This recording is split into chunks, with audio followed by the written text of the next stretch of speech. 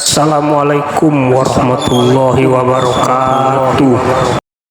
Pelajaran yang pertama dari Nabi Ibrahim, menghadapi orang terdekat dulu. Nabi Muhammad SAW orang terdekat juga. Ayahnya memang meninggal, tapi saudara kandung ayahnya namanya Abdul Uzza. Nama kakeknya Abdul Muttalib. Nama ayahnya Abdullah. Nama pamannya Abdul Uzza. Tapi nama pamannya Abu Lahab, Pak Ustadz. Itu nama kerennya. Makanya kalau kenalan sama orang tanya dulu, nama siapa? Abdul Somad. Nama keren Uas. Jangan sampai nanti pulang ke rumah kelahi sama orang. Siapa yang ceramah di Masjid Jami' Nurul Iman tadi? Uas. Enggak, Abdul Somad. Sama itu juga orang. Abdul Uzza. Tapi orangnya ganteng. Kalau dia datang seperti api yang menyala. Maka yang sekarang sering ngomong, menyala abangku. Menyala, seperti api yang menyala. Bahasa Arabnya api yang menyala itu lahab. Maka disebut dia dengan Abu Lahab. Makanya kalau ada di tempat kita orang ganteng tapi nggak pernah ke masjid, berarti saya nggak ada ngomong begitu.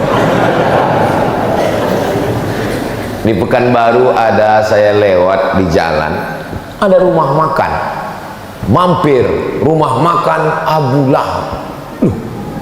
Haram ini pakai nama Abu Lahab, ternyata ujungnya pakai P, lahap, bukan B.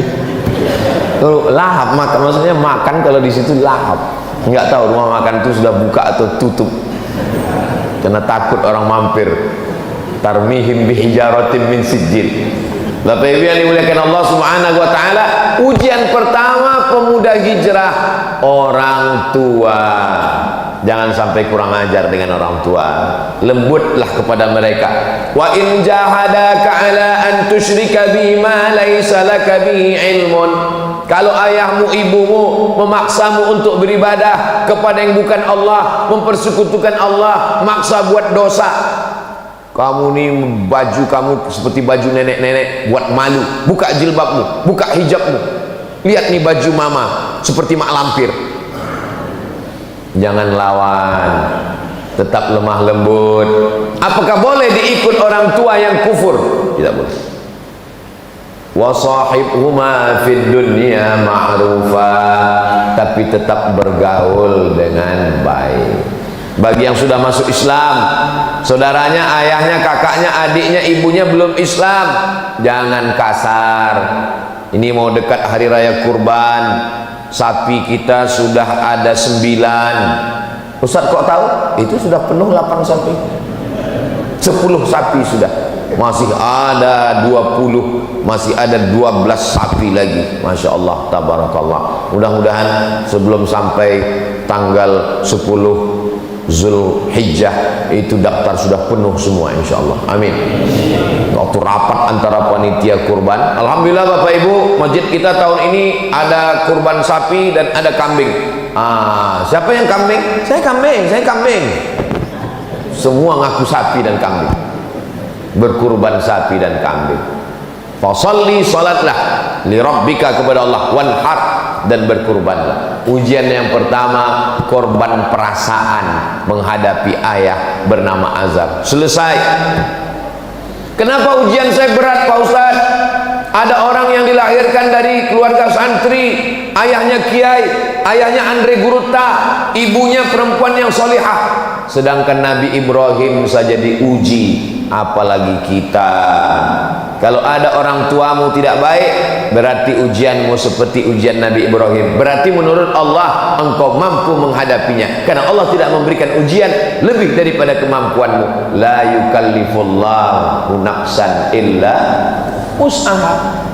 Maka ridho dengan takdir yang diberikan Allah. Selesai ujian pertama, masuk ujian yang kedua. Nabi Ibrahim alaihissalam berhadapan dengan orang yang menyembah bulan, matahari. Masih ada orang sekarang menyembah bulan. Masih ada orang sekarang yang menyembah bulan. Buktinya, siapa yang lahir bulan Mei jangan usaha di laut, cocoknya di darat. Ini termasuk menyembah bulan. Laki-laki dengan perempuan hampir nikah gara-gara percaya sama penyembah bulan, nggak jadi nikah. Kamu nikahnya bulan apa? Saya bulan Anu. Oh, ini bintangnya Pisces, ikan. Kamu lahir bulan apa?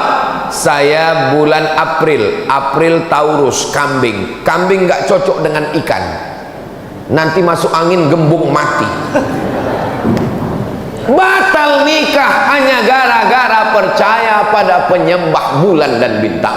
Namanya astrologi. Tapi katanya bagus belajar tentang matahari. Yang bagus itu astronomi, ilmu falak. Sedangkan yang sesat itu astrologi, percaya kepada perbintangan. Dulu orang kalau baca majalah, ramalan bulan depan. Alhamdulillah, kita tidak percaya sama ramalan. Kita hanya percaya kepada Allah. Bismillahirrahmanirrahim. La haula wala quwwata illa billah. Ternyata astrologi ini sudah ada sejak zaman Nabi Ibrahim alaihissalam. Nenek moyang kita menyebutnya dengan ilmu nujum. Nujum diambil dari kata najam. Allah bersumpah dalam Al-Quran, wan najmi idza hawa, demi najam. Najam artinya bintang, nujum bintang-bintang. Ilmu nujum, ilmu yang mengkaji tentang bintang-bintang, dikaitkan dengan nasib manusia. Ini hukumnya syirik, karena lebih percaya kepada bintang daripada kepada Allah.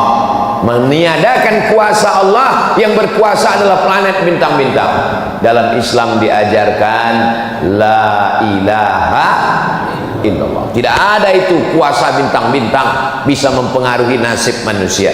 Nabi Ibrahim berhadapan dengan orang astrologi, penyembah bintang-bintang. Ada dalam Al-Quran, ada dalam Al-Quran. Falamma ra'al qamara bazighan qala hadza rabbi. Ketika dia melihat bulan, dia katakan, oh bulan Tuhan. Falamma afala qala la uhibbul afilin. Ketika bulan hilang, berarti dia bukan Tuhan.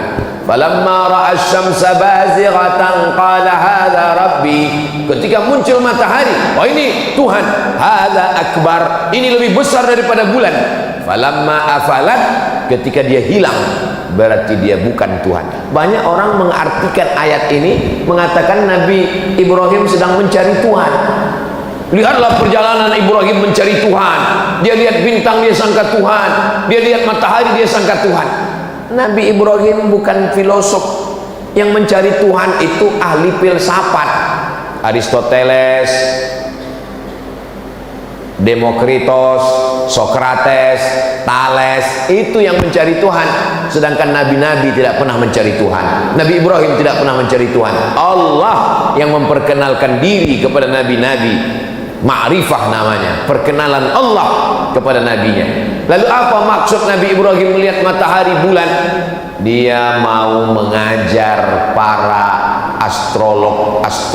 astrologi itu bahwa nasibmu bukan ditentukan oleh matahari, tidak ditentukan oleh bulan lahir, tapi ditentukan oleh Allah Subhanahu wa ta'ala. Kasihan sekali kalau ada orang tua masih percaya astrologi. Lahir anaknya, kata pakar astrologi, anak kamu beruntung karena lahirnya bulan penuh. Bulan sedang penuh 30, berarti anakmu ini rezekinya penuh. Lahir anak kedua pas bulan sabit, ini pembawa sial. Kan kasihan sekali. Akhirnya anak yang bulan penuh dikasih uang penuh, uang jajan penuh, sekolah penuh, akhirnya dipakai main judi. Anak yang bulan sabit dikasih uang sedikit, dia serius belajar. Setelah dewasa, apa yang terjadi? Kecemburuan sosial. Anak yang dikasih uang sedikit cerita cucu-cucu kelahi gara-gara orang tua tidak adil. Itu kakak saya disekolahkan sampai S1, S2, S3, S teler, S cendol, S doger, S bandung. Sementara adiknya tamat SMP karena dianggap sialan, nggak perlu disekolahkan. I'dilu baina auladikum, bersikap adillah kamu di antara anak-anak kamu. Ittaqullah, wahai bapak dan ibu, takutlah kepada Allah, jangan curang, bersikap adillah kepada anak-anak, jangan percaya astrologi. Nggak jadi nikah gara-gara ramalan perbintangan, tidak adil pada uang jajan anak gara-gara ramalan. Mau ikut TNI, Angkatan Darat, Angkatan Laut, Angkatan Udara, Polisi, BUMN, ASN, nggak jadi gara-gara ramalan. Kamu lahirnya bulan apa? Saya lahirnya bulan April. Oh, April ini lambangnya kambing. Cita-cita mau jadi apa? Mau ikut Pak Dan Lanut, Angkatan Udara. Nggak bisa, karena kambing nggak bisa terbang. Yang cocok jadi angkat. Kamu lahirnya bulan apa? Saya lahirnya lambang ikan. Ini cocok Angkatan Laut. Apa ini? Ini khurafat, tahayul, bohong, mitos semuanya. Islam datang membersihkan pikiran kita dari itu semua. Kita hanya percaya kepada Allah. Kalau kita berusaha, orang berhasil, berarti Allah ingin menjadikan kita orang yang sabar. Setelah kita berikhtiar, bismillahi tawakkaltu 'alallah, serahkan pada Allah. La haula wala quwata illa billah. Selesai menghadapi ujian yang kedua, masuk ujian yang ketiga. Ini sampai ujian yang keberapa nih Pak Ustadz? Pokoknya sampai jam 6.26. Siap nggak siap sejarah Nabi Ibrahim ini? Pokoknya jam 6.26 kita sholat. Dari tadi Ustadz ngeliat ke atas terus ngeliat jam. Itu ada jam. Inilah hebatnya Masjid Jami' Nurul Iman. Jamaahnya bisa tenang karena jamaah bisa ngeliat jam. Ustadznya juga tenang karena ngeliat jam. Jadi dibuat jam itu dua arah, satu untuk jamaah, satu untuk ustaz. Tolong masjid-masjid yang ada di Sulawesi Selatan, yang ada di Sabang sampai Papua, di Malaysia, Brunei Darussalam, dimanapun berada, tiru penempatan jam di Masjid Jami' Nurul Iman. Jamaahnya tahu waktu, ustaznya juga tahu waktu. Karena di beberapa tempat ada jam sampai 3, tiga-tiganya mati, lupa ganti baterai. Khotib sampai. Tapi saya pernah ceramah di Masjid Pekanbaru Riau. Itu di meja itu dikasih lampu 3, hijau, kuning, merah. Saya tanya panitia, Pak panitia, ini meja Dewan Hakim Musabaqah Tilawatil Quran lupa dicopot? Bukan Pak Ustaz, ini bukan MTQ. Memang sengaja kami pasang karena banyak ustadz yang lupa berhenti kalau ceramah. Dia dipasang. Kalau udah lewat waktu hidup lampu kuning. Itu maka Ustadz Abdul Somad kalau ceramah semua jamaah sudah tahu 60 menit berakhir, karena tidak semua orang nyaman. Dia mau pergi ke kantor, dia ada urusan, mau masak nasi sarapan anak, mau lepas suami pergi kerja. Akhirnya pas datang ke masjid, yang pertama dalam pikirannya ngelihat Ustadz, kapan berakhir penderitaan ini. Nah, ujian yang ketiga, Nabi Ibrahim berhadapan dengan umat penyembah berhala.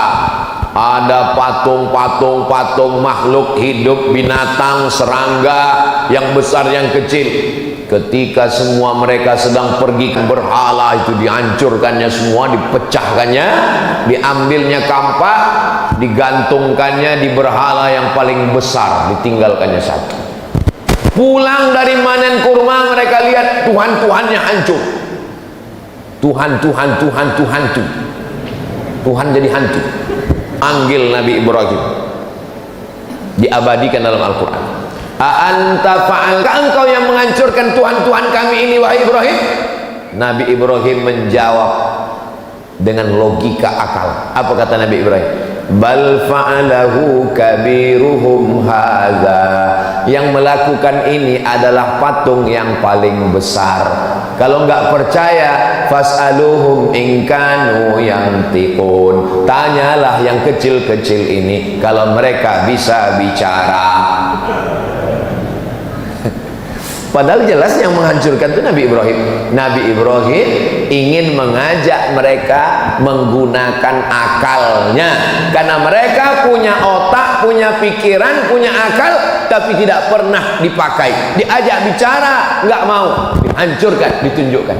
Rupanya orang kalau sudah, Masya Allah, jazakumullah, terima kasih Ustaz, anak gadis duduk tersenyum di tengah malam, kalau sudah datang air minum, ceramah bisa jadi 2 jam. Sampai mana tadi ceritanya? Hancur berhala-berhala, ditangkap Nabi Ibrahim, dieksekusi, dipersekusi. A'anta fa'alta hadza bi alihatina? Engkau yang sudah menghancurkan Tuhan kami? Nabi Ibrahim jawab dengan slow, bal fa'alahu kabiruhum hadza. Yang menghancurkan ini patung yang paling besar. Fas'aluhum in kanu yantiqun. Mereka lah, kalau kamu tidak percaya tanya. Rupanya orang, prinsip manusia dari sejak zaman Nabi Ibrahim, kalau kalah otak, mereka akan pakai otot. Kalah otaknya, buntu, mereka pakai otot, ngadu ke raja. Rajanya Namrus. Raja Namrus mengumpulkan bala tentara, nyalakan api, bakar Ibrahim, karena dia sudah mengganggu stabilitas keamanan nasional. Akhirnya dinyalakan api unggun, harriquhu, bakar dia. Saat mereka membakar Nabi Ibrahim alaihissalam, Allah berkata kepada api, ya nar, wahai api, kuni bardan, jadilah engkau sejuk, wasalaman, dan selamat, ala Ibrahim, sejuk dan selamat engkau bagi Ibrahim. Nabi Ibrahim keluar dari api unggun dalam keadaan sejuk, dingin, dan selamat. Inilah doa yang selalu dibaca jamaah ketika menunaikan haji ke Baitullah. Ustaz Somad, ya, ini kabarnya di Makkah sedang cuaca musim panas 40 derajat Celcius. Tolong ajarkan saya doa biar supaya dingin di sana Pak Ustaz. Ya narukuni bardan wasalaman ala Ibrahim, ya narukuni bardan wasalaman ala Ibrahim, ya narukuni bardan wasalaman. Pulang haji, gimana? Alhamdulillah Pak Ustaz, selama di Makkah dingin, selama di Madinah dingin. Nggak lama temannya yang satu kloter cerita, memang dingin Pak Ustaz, karena dia nggak pernah ke masjid. Jadi hotel terus. Jangan menghukumi orang pulang haji melihat bentuk fisik. Siapa yang pulang haji wajahnya gemuk dan putih, itulah hajinya mabrur. Kalau kurus dan hitam, itu hajinya mardut. Begitu pulang langsung pakai hukum fisik, nampak ada yang gemuk putih, ini mabrur. Rupanya makan tidur di hotel. Ada yang naik bis dari Aziziyah mengejar kurus, kena panas. Ini sebenarnya mau membela diri saya yang kurus dan hitam. Saudara yang dimuliakan Allah Subhanahu wa taala. Nabi Ibrahim berhadapan dengan orang tua, sudah. Berhadapan dengan penyembah bintang-bintang, sudah. Berhadapan dengan penyembah berhala, sudah. Berhadapan dengan penguasa yang zalim membakar dengan api, sudah. Sudahkah selesai ujian Nabi Ibrahim? Belum, karena kita masih jam 6:12. Ujian Nabi masih ada lagi. Kenapa Ustaz kaitkan ujian dengan waktu? Selama waktu masih ada, maka ujian tidak akan pernah berhenti. Siapa yang mau berhenti ujian, maka habiskanlah waktu. Maksudnya mati. Selama masih ada hayat di kandung badan, selama napas masih berhembus, selama ruh masih bersemayam dalam jasad, selama kita masih hidup, ujian tidak pernah selesai. Ustaz, di pondok ini banyak sekali ujian. Nanti kayaknya kalau sudah keluar pondok nggak ada ujian. Ternyata ujian lebih sulit. Ujian apa? Skripsi. Nanti kalau selesai S1 ini kayaknya nggak ada ujian. Ternyata ujian lebih besar. Apa? Tesis S2. Nanti kalau selesai S2 nampaknya nggak ada ujian. Ternyata ujian lebih tebal. Disertasi doktor. Nanti kalau sudah dokter nggak ada ujian, ternyata ujiannya lebih panas telinga. Tetangga nanya, kapan nikah? Nampaknya nanti kalau sudah nikah nggak ada lagi ujian, ternyata ujiannya memancing kemarahan emosi. Tetangga nanya, istrinya sudah hamil apa belum? Ternyata nanti kalau sudah punya anak, nampaknya saya ini sudah nggak ditanya-tanya orang lagi. Ditanya orang, Ustadz kok nggak punya anak perempuan? Siapa itu? Saya, anak saya laki-laki. Selalu dikomen orang, mudah-mudahan Ustadz punya anak perempuan ya. Lalu kapan ujian ini berakhir? Mati. Selesai. Kalau udah mati barulah kita nggak diuji. Kalau sudah mati nggak diuji juga. Marabbuka. Hidup adalah ujian.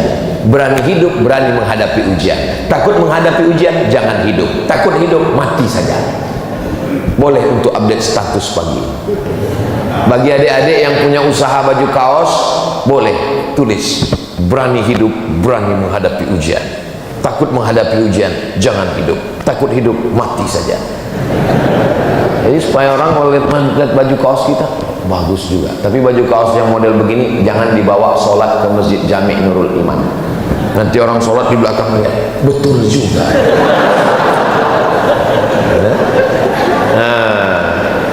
Nabi Ibrahim diuji lagi, selagi masih hidup diuji, menikah dengan perempuan namanya Sarah. Sarah tidak mengandung. Apa kata tetangga? Ajuzun aqim. Ajuz, perempuan tua. Aqim, mohon maaf, yang tidak punya anak, mandul, diejek. Akhirnya Nabi Musa, Nabi Ibrahim pindah ke Mesir. Dari Babilonia pindah ke Palestina. Di Palestina nikah dengan Sarah. Sarah tidak punya anak, pindah ke Mesir. Di Mesir ada seorang perempuan menjadi pembantu. Perempuan ini awalnya anak bangsawan, anak orang kaya, bangsawan. Bangsawan itu artinya bangsa yang hidup di awan, tinggi di atas. Terjadi peperangan, akhirnya anak perempuan bangsawan ini ditawan, dijadikan budak, dijual di pasar budak, dibeli oleh Sarah. Kata Sarah, kamu nikah dengan suami saya supaya suami saya punya anak. Itulah cerita asal muasal Sarah. Jadi bukan Nabi Ibrahim yang mencari-cari, meng-WhatsApp, enggak ada. Sarah yang menyuruh Hajar menikah, melayani suaminya supaya lahir seorang anak. Rupanya doa Nabi Ibrahim dikabulkan Allah. Doanya diabadikan dalam Quran. Rabbi habli minas solihin, Rabbi habli minas solihin, Rabbi habli minas solihin.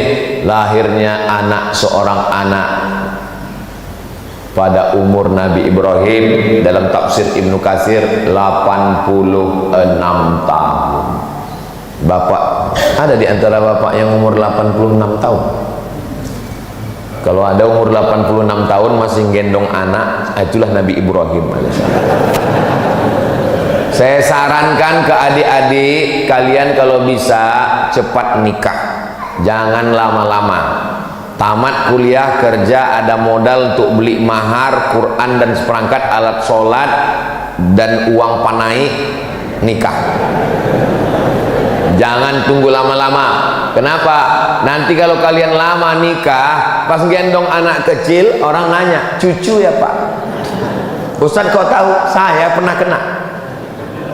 Saya gendong Sami, datang dia, cucu ya Pak? Kepala kau cucu saya bilang. Untung istri saya nggak dengar. Nah, jadi Nabi Ibrahim alaihissalam berdoa. Nabi Ibrahim Khalilullah, kekasih Allah, kesayangan Allah, bapaknya nabi-nabi, cucu cicitnya jadi nabi, berdoa 86 tahun baru dikabulkan Allah. Datang jamaah, Ustaz, kenapa doa saya belum juga dikabulkan Allah? Saya bilang Nabi Ibrahim berdoa 86 tahun, Nabi Musa berdoa 40 tahun, Nabi Muhammad berdoa 16 bulan baru pindah arah kiblat dari Masjidil Aqsa ke Masjidil Arab. Kamu berdoa kapan? Subuh tadi. Siapa kita? Ini banyak orang sekarang berdoa ini bukan meminta tapi memaksa. Kita berdoa ini minta, kalau Allah kasih alhamdulillah, nggak dia kasih kita minta terus. Ini banyak orang maksa, ya Allah tolong kabulkan, kalau nggak awas. Apa ini? Sama anak-anak muda ini kalau berdoa, ya Allah aku jatuh cinta kepadanya, jadikan dia jodohku. Kalau dia bukan jodohku, jadikan dia jodohku. Kalau dia sudah punya jodoh, matikan jodohnya. Apa ini? Bagaimana kita memaksa Allah Subhanahu wa ta'ala? Yang namanya berdoa itu meminta, memohon dengan suara yang lirih, mengangkat tangan, meneteskan air mata. Betapa sakitnya hati saya, Pak Ustaz. Saya yang ngantar dia ke kampus, yang menemani pendaftaran, tapi giliran wisuda yang lain. Kau mesti husnuzon, kau mesti kuat tegar. Allah ingin memberikan perempuan yang lebih cantik, yang lebih putih, yang lebih solihah. Mana dia Pak Ustaz? Ustaz pula dipaksa. Apa ini anak-anak muda? Makanya anak-anak baik kersubuhan tidak begitu. Kalau dia sedang galau, dia gas terus sampai ke pantai Losari. Saudara yang dimuliakan Allah Subhanahu wa ta'ala, saya kaji ini subuh ini supaya kita sadar, semakin dekat dengan Allah semakin tinggi keimanan, ujian itu banyak. Betul Pak Ustaz. Dulu saya sebelum tobat, waktu masih mabuk, waktu masih sakau, hidup saya nyaman aja Pak Ustaz. Sekarang begitu hijrah, begitu bergabung dengan biker subuhan, pas ngaji pertama kali sholat Pak Ustaz hilang sendal, sholat yang kedua hilang helm. Allah mau menguji imanmu, membersihkan dosamu di masa lalu, mengangkat derajatmu. Ujian-ujian itu 3 kemungkinan. Yang pertama, menghapuskan dosa. Yang kedua, mengangkat derajat. Yang ketiga, Allah Ta'ala ingin membuat kita satu level tempat tertinggi, namanya ridha. Semua umat Islam masuk surga, tapi tidak semua mendapatkan ridha Allah. Kalau dapat surga belum tentu dapat ridho, tapi kalau dapat ridho pasti dapat surga. Makanya kita berdoa tidak minta surga duluan, minta ridho. Allahumma inna nas'aluka ridhoka wal jannah. Ridho dulu baru surga. Dari rukun Yamani ke Hajar Aswad, Allahumma inna nas'aluka ridhoka wal jannah. Ketika saya minta, ya Allah berikanlah kami ridha, semua ibu-ibu bilang amin. Ada satu ibu-ibu diam aja, ditanya sama kawannya, kok nggak bilang amin? Aku sudah dapat ridha. Dari mana kau tahu dapat ridha? Suamiku namanya Mas Ridho. Nama adalah doa. Jadi kalau ibu kasih nama anak namanya ridha, dia ingin supaya dia ridha menerima segala ketetapan Allah, segala yang baik yang buruk.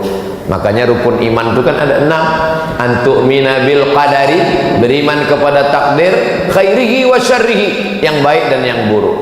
Oh, jadi takdir itu ada 2 Pak Ustaz? Iya, takdir baik dan takdir buruk. Betul-betul sesuai dengan saya dan suami Pak Ustaz. Maksudnya Bu, saya bagi suami saya ini takdir baik dia Pak Ustaz, tapi dia bagi saya itu takdir buruk saya Pak Ustaz. Allah Subhanahu wa ta'ala mempertemukan kalian di tempat yang baik, dalam majelis yang baik, dengan cara yang baik, supaya kita mendapatkan kebaikan-kebaikan. Nabi Ibrahim tidak pernah lepas daripada ujian. Sudah punya anak, apa kata Allah Subhanahu wa ta'ala? Antarkan anakmu ke Baitullah, dari Masjidil Aqsa ke Masjidil Haram. Jaraknya 1500 km, naik unta menyeberang lautan gurun pasir. Umur Nabi Ismail, kata Imam Al-Qastullani, Imam Badruddin Al-Aini dalam syarah Sahih Bukhari, wa umruhu sanataini, umur Nabi Ismail 2 tahun. Umur 2 tahun, umur lagi-lagi lucu-lucunya, lagi sayang-sayangnya, disuruh Allah pisahkan dia ke Baitullah. Ditinggalkan Nabi Ibrahim lah anaknya itu di samping Ka'bah. Diabadikan dalam Quran. askantu min dzurriyyati, aku tinggalkan anakku Ibrahim, fi wadin, Ismail, fi wadin, di sebuah lembah, ghairi dzi zar'in, tidak ada tanaman, kering kerontang, panas menggigit, inda baitikal muharram. Lihat adab Nabi Ibrahim. Enggak ada Nabi Ibrahim berdoa, ya Allah teganya engkau. Enggak ada. Apa kata Nabi Ibrahim? Kutinggalkan anakku di lembah yang tak ada tanaman, di samping Baitullah yang mulia. Enggak ada dia katakan tolong jaga dia ya Allah. Enggak, adabnya kepada Allah. Dia hanya bercerita kepada Allah, dia ingin anak itu dijaga oleh Allah Subhanahu wa taala. Setelah anak itu diletakkannya di samping Ka'bah, Nabi Ibrahim naik ke atas untanya mau pulang ke Palestina. Hajar memegang ujung jubah Nabi Ibrahim. Apa kata Hajar? Allahu amaraka bihada, apakah Allah yang menyuruh engkau melakukan ini wahai Ibrahim? Kenapa Hajar bertanya itu? Hajar ingin meyakinkan, ini yang nyuruh ini Allah atau istri pertama? Apa kata Hajar? Allahu amaraka bihada, apakah Allah yang menyuruh engkau melakukan ini wahai Ibrahim? Apa kata Nabi Ibrahim dengan satu kata? Naam, iya. Hajar melepaskan ujung jubah Ibrahim.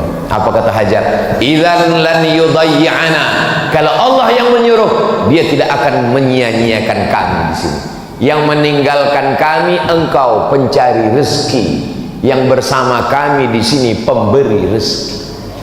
Lalu apa yang kami ragukan? Hajar perempuan yang tegar, perempuan yang luar biasa. Hajar ketika ditinggalkan bukan nangis, Ibrahim. Perempuan yang tangguhlah yang melahirkan anak tangguh luar biasa bernama Ismail alaihissalam. Makanya di balik laki-laki yang hebat ada dua perempuan yang hebat. Jangan tunggu dulu, cepat aja.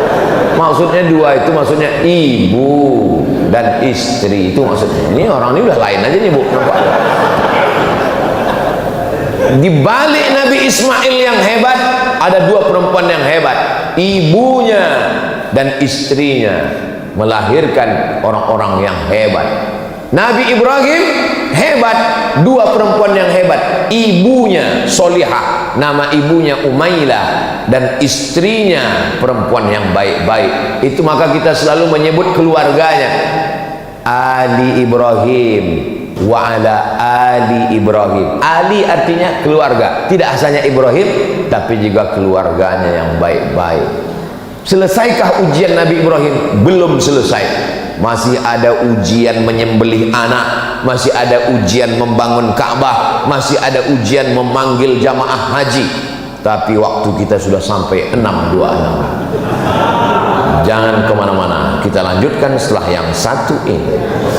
Jamaah yang dimuliakan Allah Subhanahu wa taala, intinya selagi masih ada waktu, ujian tidak pernah akan datang berhenti. Kita siap menghadapi ujian hidup. Bapak Ibu siap menghadapi ujian hidup?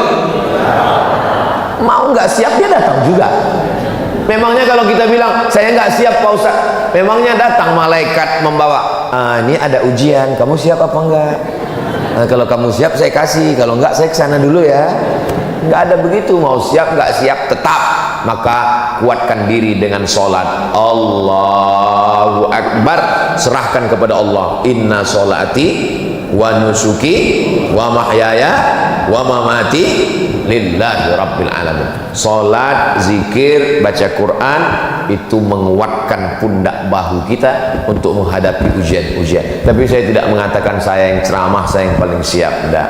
Doakan Bapak Ibu semua supaya Ustadz Abdul Somad punya hati yang kuat menerima ujian dari Allah Subhanahu wa taala.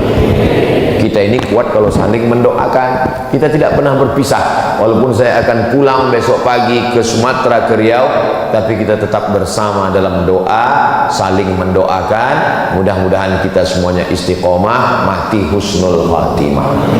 Anak-anak kita semuanya soleh dan solehah. Rezeki kita berkah sehingga kita bisa berhaji ke Baitullah. Ala hadhihi niyah, al-Fatihah.